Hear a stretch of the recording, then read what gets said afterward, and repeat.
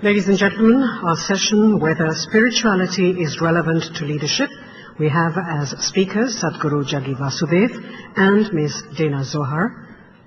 May I please invite both of them up on stage to steer this discussion. We have poet, lyricist, screenplay writer and activist, Mr. Javed Akhtar.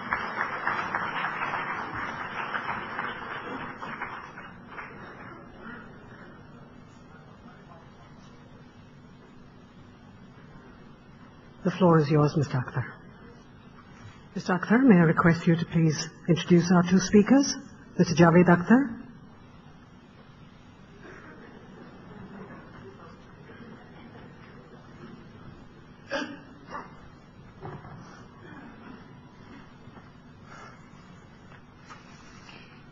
Good afternoon, ladies and gentlemen. Today is a very important day in my life because for the first time I have found something common between me and Mr. L.K. Advani. Like him, this is also my second time. Both of us had come in 2005.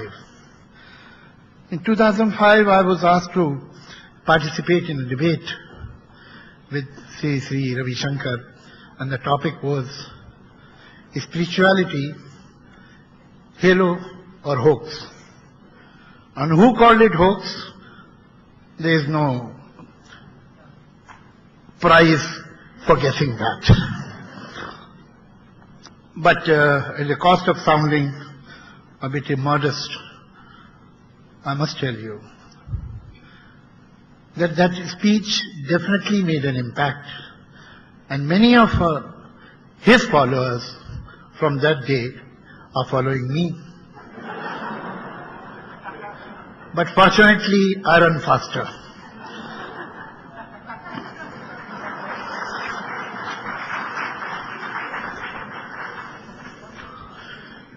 Today,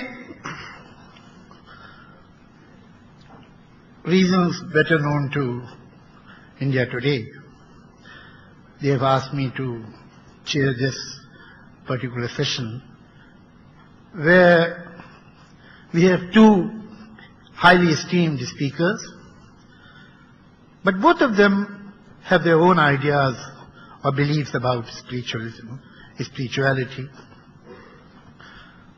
And that reminds me of a film, Mughal-e-Azam, that was released in 1960. Those were good days. Jodha used to live with Akbar, and neighbors had no problem. In a particular scene, when Akbar and Salim are going to the battlefield, Akbar asks Jodha, which side you are on? And Jodha says, Meri to dono hi taraf haar hai. So today that is what I am feeling with these two debaters. Meri to dono hi taraf haar hai. Now these two words which are very important in this proposition. One is leadership, another is spirituality. What is leadership? I think we should not take this word in a narrow sense. Whenever we think of leadership, we think of political leaders. All the political leaders are also different kind of leaders. All of them are not same. There is a variety. I mean, even some of them are honest. But leadership in every field, in business, in sports, in art, in civil life, in civil society. What is leadership? And what do we want from a leader? And what is wrong with today's leadership?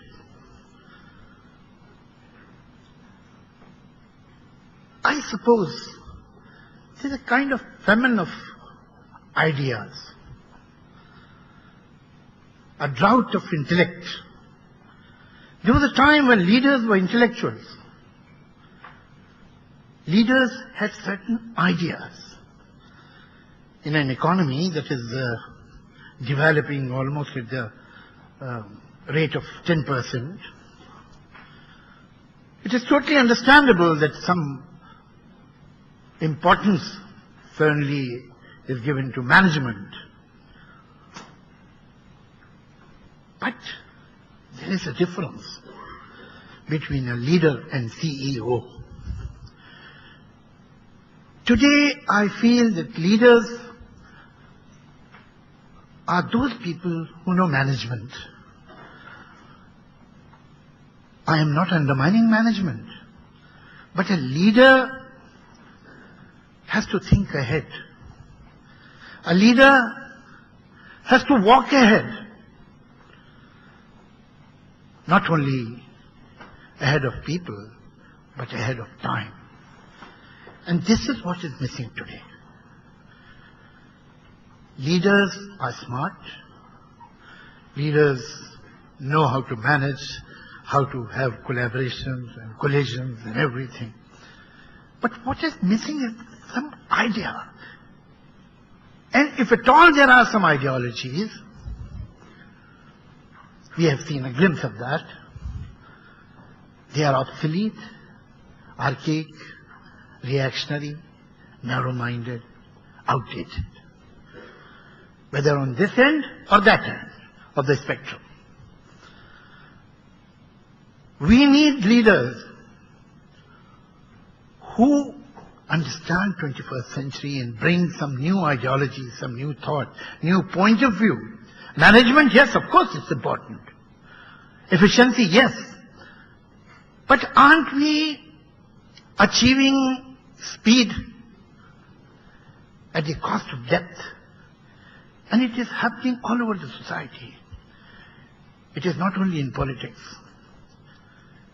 It is everywhere, in literature, in art, in cinema, in civil society. And today we need leadership in civil society much more than any other time.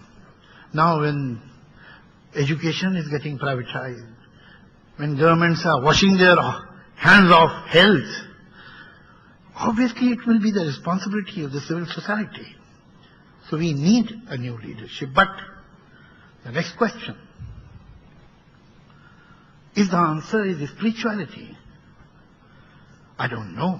They will tell us.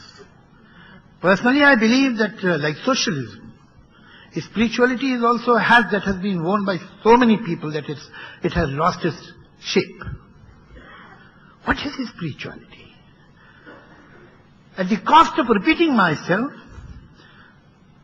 trusting your short memory, that you won't remember that I have said the same thing in 2005, I'll ask what is spirituality, and I'll request both the speakers to define, first of all, what is spirituality. Only then we will be able to understand whether it is relevant to leadership or it is not relevant. What is spirituality? Is it love that transcends all religion and caste and race and nationalities? But that is humanity. Is it care for the non-human world, like animals and forests and rivers and oceans? And it is environmental consciousness. Is it respect for civil institutions like marriage, judiciary, fine art, freedom of expression? Then it is civil responsibility. What is spirituality? This is something which I don't understand. And I must accept my limitation. And that is why today I am not the speaker, I am supposed to only introduce them. So somebody had quoted some film dialogue from, so I'll also do that. It was Mae West in some black and white film. She enters the hotel, takes off her fur coat and gives it to the counter girl. The counter girl looks at Mae West diamonds and she says, "Goodness, what diamonds." Mae West says, "Honey, Goodness has nothing to do with these diamonds. So let's see if his spirituality has anything to do with politics.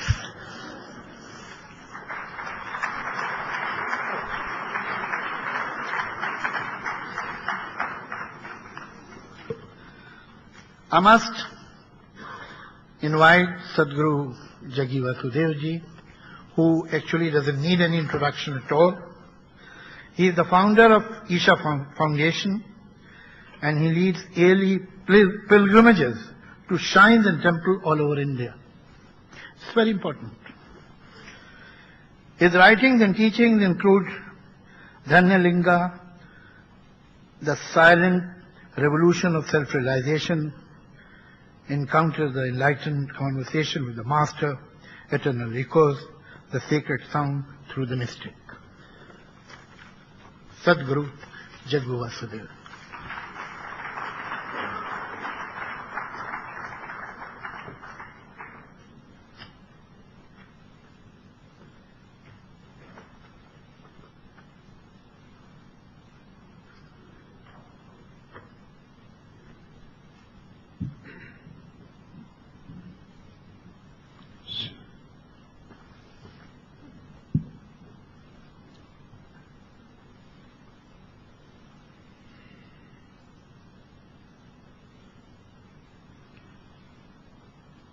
Jananam sukadam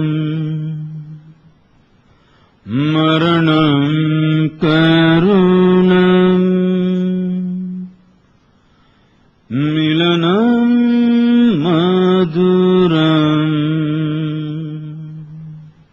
smaranam karunam kalavashyadhiha sakalam karunam samayadhipate akilam karunam.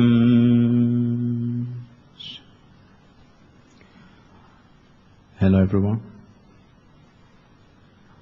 The very mention of the word spirituality conjures a variety of images in today's popular culture. A host or a galore of misconceptions. A few of them, or most of them, I would say, our learned friend Javed has already summarized. So what is spirituality? If I must define, I would choose a very technical definition. Spirituality essentially means when one's ability to experience life transcends the limitations of the physical, then we say you're spiritual. What is physical? The essential nature of the physical is a defined boundary. It is always within a defined boundary that physicality can exist.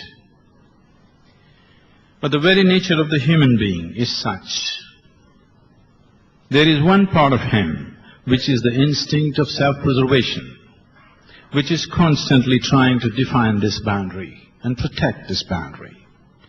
There's another dimension of the human being which is always longing to be something more than what he is right now.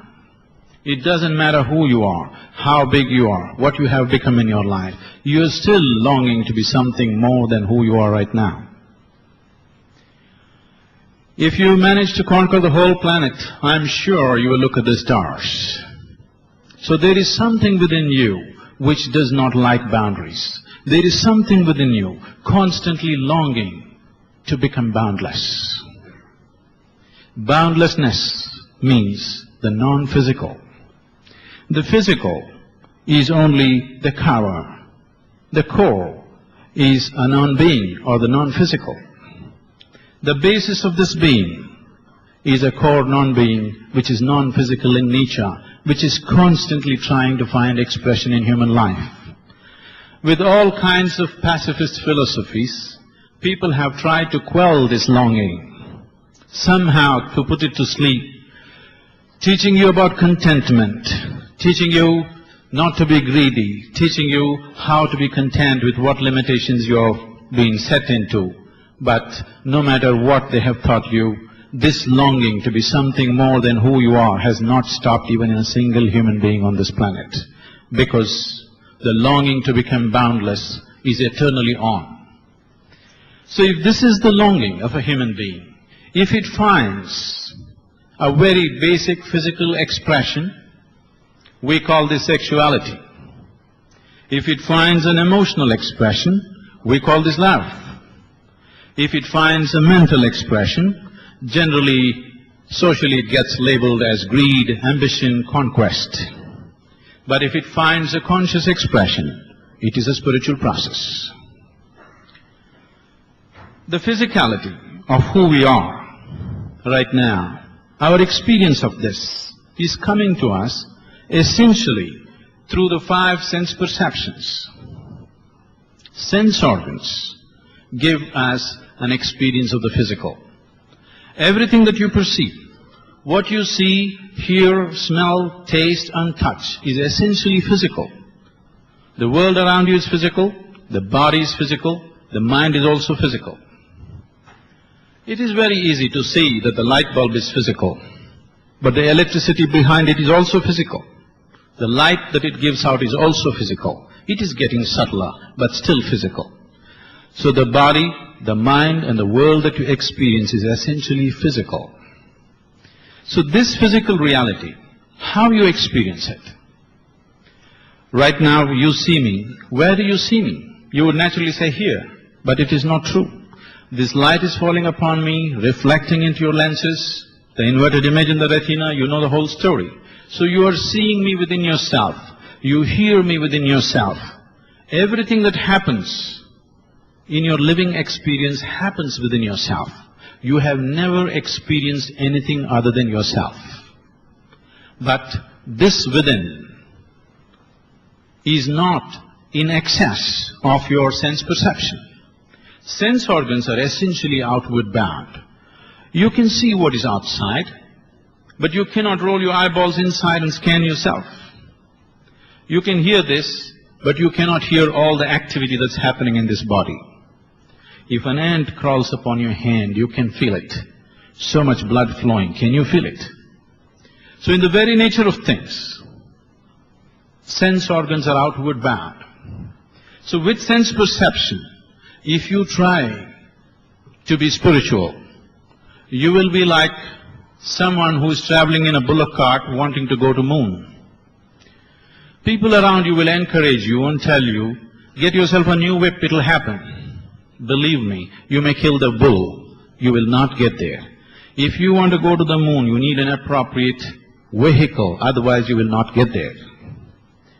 So this process of what we refer to as spiritual essentially happens when human intelligence recognizes, when human intelligence realizes that we are existing here without knowing the essential nature of who we are.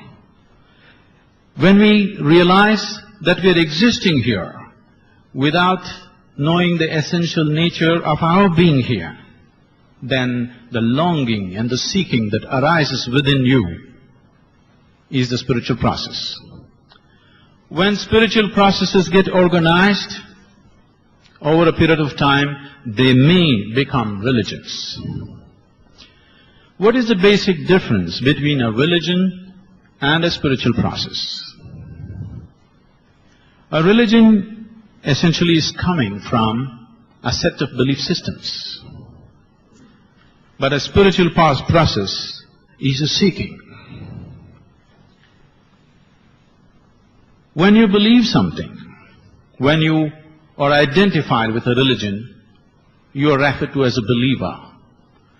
And similarly, when you are on a spiritual path, you are referred to as a seeker. What is the basis of belief? What is the basis of seeking? Let's understand this, because these two things are so mixed up. Belief, what it means. Belief systems are of different kinds. They can be theistic or atheistic.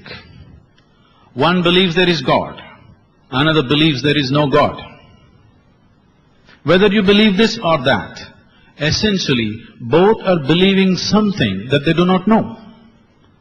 Essentially, belief system is coming from a basic problem that you are not sincere enough to admit that you do not know. I do not know is a tremendous possibility. If you destroy I do not know, you destroy all possibilities of knowing. I do not know is the basis of knowing. The moment you kill it with some kind of belief that is convenient for your social placement or your educational qualifications or whatever you're exposed to, then you're destroying all possibilities of knowing. These belief systems are arising because there is a certain convenience in this. The moment you believe something, you can go about with a certain level of confidence. Confidence without clarity is a disaster. What we need is clarity of life. What we need is clarity of perception as to how things are. The moment we have confidence without clarity, we are blundering idiots. We can see this happening all over the world. If I want to walk through this hall, if I have no clarity of vision, but I have great confidence, you know what I will do? I will be all over you. If I have clarity of vision, without touching a single person, I can pass through this hall. This is exactly what you're seeing in the world. Belief systems fire people up with a great sense of confidence. And this confidence without the necessary clarity is a huge disaster on this planet. We are continuously paying the price for this. And especially when leadership is made like this, the price is big. So what is the basis of seeking? If you want to seek something, first and foremost thing is you realize that you don't know. I do not know. When you see this, the longing to know arises, then the seeking follows. Then there is a possibility of knowing. There is a very beautiful story in the Buddhist lore. On a certain day, Gautama, the Buddha, was sitting in a large congregation of disciples. Early morning, before the sun has come up, a man came and stood in that corner, in shadows. This man is a great devotee. He is a devotee of Rama. He's not just been to temples, he has built temples. His whole life he spent saying only Ram, Ram, Ram. He took God seriously. Not like you. You do everything that's important to your life by yourself and you keep God as an insurance. Just in case, if something goes wrong, I have also paid my premium. But this man took God seriously. He made it his life. Full-time God. He went Ram, Ram, Ram. Age is passing away. Little doubt has come. Suppose there is no God. My whole life will go waste. He knows there is God, just a little doubt. So now there is an enlightened being here, he wants to confirm. So he came and stood in the shadows and asked this inevitable question, is there God? Gautama looked at him and gave a clear, emphatic no. This large group of disciples, one big relief, woof, because this struggle is going on in their mind all the time. Is there God? No God. Is there God? No God. Whenever they ask such questions, Gautama becomes silent. For the first time, he gave a clear answer, no God. The message spread. The enlightened one has declared, there is no God. Joy spread. Celebration happened. Just imagine the freedom. Nobody keeping accounts as to what you're doing to torture you in hell or reward you in heaven. Life is completely yours. Joy spread, celebrations happened through the day. Evening, another man came. This man is a Charvaka. Charvakas are out and out materialists. They don't believe anything other than what they see. This is the only country, this is the only culture where there are missionaries of God and missionaries of no God, both of them going about doing their work vehemently without any problem about their life being in danger. Even today in South India, it's a very active culture. Missionaries of no God are very, very active. Village to village they go, proving to people how there is no God. So this man is an expert Charvaka. It doesn't matter what kind of a believer you are. If you spend 10 minutes with him, he'll prove to you there is no God. For thousands of people, he proved there is no God. Age is passing away. Little doubt has come. Suppose there is God. When I go there, will he leave me? All these believers say that he has all kind of torture equipment up there. He wants to confirm. He knows there is no God. He can prove to you there is no God. Just a little doubt.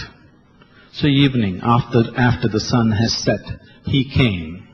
He stood in the corner and asked the same inevitable question. Is there God? Gautama looked at the man and said, yes. Once again the disciples went into a turmoil. Morning he said, no God. They were all absolutely happy. Evening he says, there is God. What's the gain?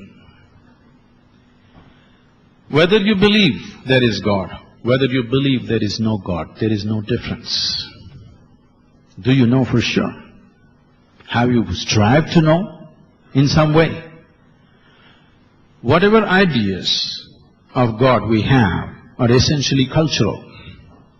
Some time ago I happened to be in Nashville and I was just telling them a joke. And in the joke I referred to God as Him.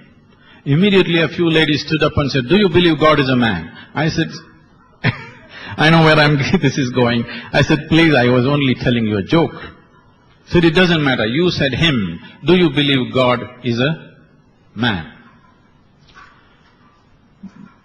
These problems exist only in those cultures. Here we have no such problems. We have a man God, we have a woman God, we have a cow God, we have a monkey God, we have a snake God, crawling ones, creeping ones, flying ones, because we foresaw all the problems that may arise in future. It's a very wise culture. Now, the question is just this: how did we arrive at these belief systems? Now, spirituality is not about scriptures. Spirituality is not about some God up there. Spirituality is not about looking up or down or around. It is about looking inward. What do I mean by inward?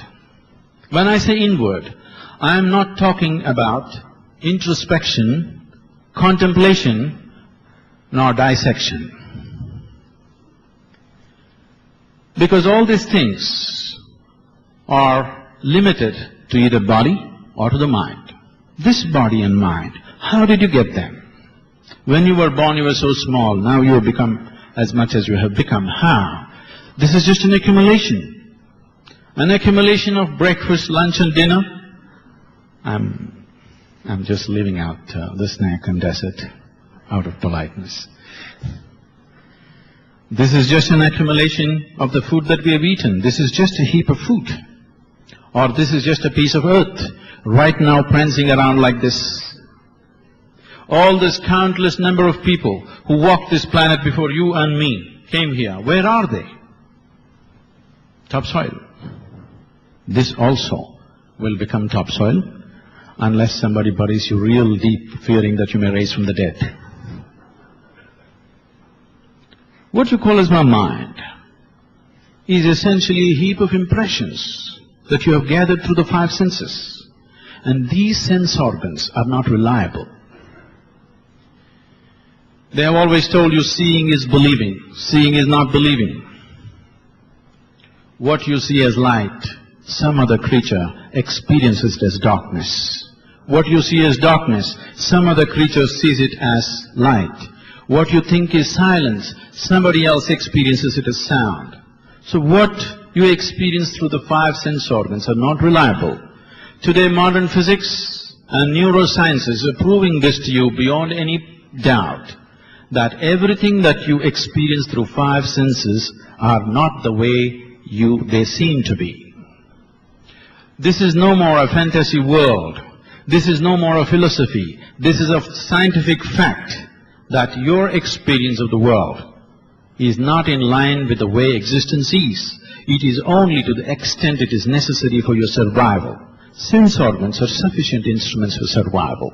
But if you are seeking to know dimensions beyond survival, you need a different faculty, an inward looking, which you have to activate or induct within yourself.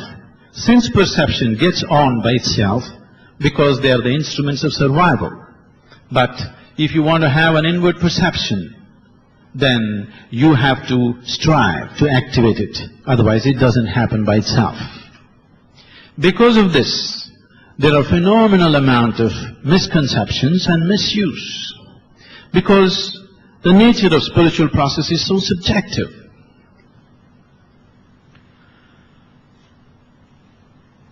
Leave other dimensions of the beyond. Something as simple as love. Any number of human beings have felt love in their heart. But can you define it? What is it? Is it chemistry? Is it attachment? Is it lust? Or is it just one big hoax? What is it? Only the one who experiences it will know it. Others will not know it. So the subjective dimensions of life cannot be known by logical dissection. Your logical intellect is not instrument enough, not capable enough to perceive the non-physical dimensions of life. And assuming that whatever is not in my knowing or in my experience cannot exist is the crown of ignorance. The basic thing that has happened to this world is just this. Because people are unwilling to see that they do not know, they jump into convenient belief systems. One thing that is happening is, wherever you go, people are going on saying that you are made in the image of God.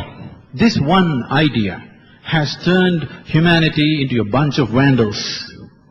If you saw you are like any other life, a worm and an insect and a bird and an animal has as much life as you have.